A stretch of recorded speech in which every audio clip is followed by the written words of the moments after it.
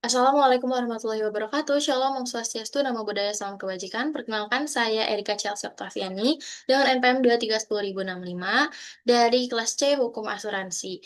Welcome back to another video of Synopsis Journal, dan kali ini saya akan sinopsis jurnal internasional sebagai jurnal utamanya, yaitu jurnal yang berjudul Cyber Insurance Linked Securities Investor Preferences, Risk Transfer and Market Feasibility, dan juga jurnal nasionalnya berjudul Review the Principle of Trust in the Marketing of Investment Linked Insurance Products atau PID in Bancassurance sebagai jurnal pendukungnya.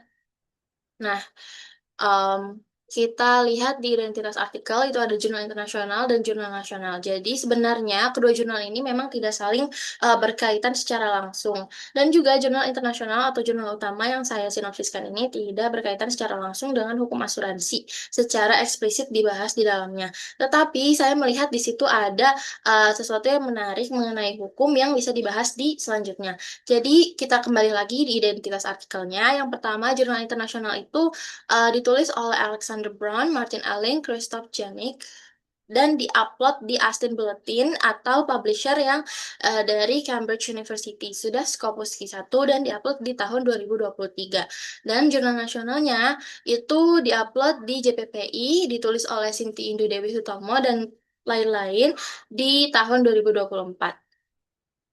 Nah, kita mulai dari pembahasan latar belakang dan isu. Apa sih yang melatar belakangi pembuatan dari penelitian ini? Jadi penelitian ini tuh dilatar belakangi dari penemuan bahwa perkembangan produk asuransi modern itu menimbulkan lebih banyak kompleksitas yang akhirnya menimbulkan resiko yang lebih besar juga. Jadi apa sih contohnya gitu? Contohnya itu ada di produk asuransi yang dikaitkan dengan investasi atau PayD dan cyber insurance atau insurance linked securities. Nah, isu utamanya kalau misalnya dikatakan itu bisa dibilang ada yang pertama tingginya uncertainty dalam risiko cyber. Terus belum adanya regulasi yang matang untuk cyber link insurance dan juga potensi ketidakpastian hukum dan ketidakseimbangan perlindungan pihak. Dan yang intinya itu bisa diambil mengenai trust, transparency, dan regulatory gap. Selanjutnya ada di kerangka teori dan metode. Nah, teori apa saja sih yang digunakan dalam kedua penelitian itu? Jadi yang relevan itu ada teori Atmes Good Faith atau itikat baik, ada teori fiduciary relationship dan juga risk transfer theory dan information asymmetry. Nah, titik temu antara kedua jurnalnya ini tuh ada di relasi hukum based on trust dan pengelolaan resiko. Jadi trustnya ini yang didasari oleh itikat baik, yang didasari oleh fiduciary relationship, risk transfer theory, information asymmetry, dan sebagainya. Dan menggunakan metode yang internasional itu kuantitatif, sorry. Intinya itu tuh based on data, dan untuk yang nasional itu lebih normatif dan pendekatannya itu dari perundang-undangan, konseptual, dan ada kasusnya juga. Jadi bisa dibilang kalau misalnya internasional itu data dan nasional itu legal reasoning. Jadi bentuknya itu lebih kualitatif, lebih berbentuk deskriptif, analitis. Lanjut, itu ada di temuan utama. Temuan apa saja sih yang ditemukan di masing-masing jurnal? Nah, untuk yang internasional itu ada temuan kalau misalnya investor itu lebih memilih untuk yang memilih asuransi yang risikonya rendah, jelas. Terus jangkanya pendek, returnnya tinggi, dan ditemukan juga kalau misalnya biaya risk transfer itu tuh masih tinggi, sekitar 6,8% sampai 15,12%.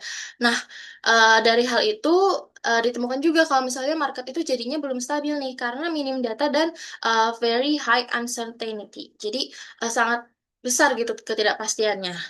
Meskipun diversifikasi itu bisa bantu, tapi resikonya itu uh, diakumulasikan.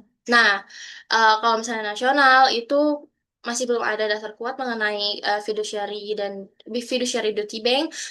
Juga ada konflik kepentingan dalam bank assurance. Jadi uh, keduanya ini saya lihat inti dari temuannya itu bisa dibahas mengenai mengapa resiko tinggi, mengapa uh, ada perkembangan dari produk asuransi yang diikuti dengan resiko tinggi, tapi tidak ada regulasi yang menjamin dari perkembangan tersebut. Tidak ada yang mengikuti. Jadi regulasinya atau hukum itu tidak mengikuti perkembangan itu. Sehingga akhirnya di sini saya menulis analisis kritisnya itu Pertama-tama ingin menjelaskan kalau misalnya, jurnal internasional yang dipilih ini memang bukan merupakan artikel yang dikhususkan untuk membahas hukum, bukan secara eksplisit ada mengenai ketidakpastian hukum, tetapi, memang membahas mengenai dinamika pasar cyberlink insurance. Tetapi, masih sejalan dengan temuan dalam artikel nih, kalau misalnya ketidakpastian dalam model asuransi berbasis investasi itu, dalam bentuk apapun, itu menunjukkan kalau misalnya kerangka hukum yang tidak jelas kalau misalnya tanpa ada kerangka hukum yang jelas, itu, dapat berpotensi menimbulkan ketidakpastian hukum dan resiko yang menjadi, sistematik nantinya.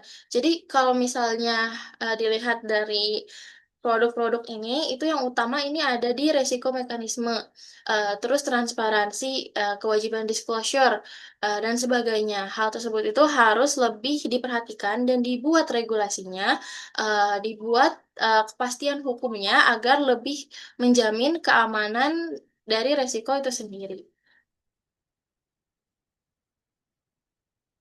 Nah, untuk relevansinya dengan artikel jurnal untuk relevansi antara artikel jurnal dengan RPS, hukum asuransi, itu ada di, era digital dan financial innovation. Jadi kalau misalnya di era digital itu ada apa saja itu, dibahas mengenai prinsip asuransi, perjanjian asuransi, peran regulator, dan yang paling utama sesuai dengan tema yang harus dicari dalam suatu jurnal, dalam tugas di jurnal ini, yaitu produk modern, yaitu Paydi dan Linked Insurance.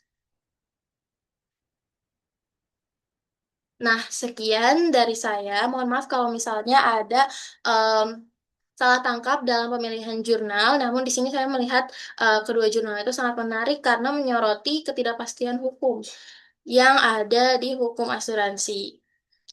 Sekian dari saya. Wassalamualaikum warahmatullahi wabarakatuh. Thank you for watching.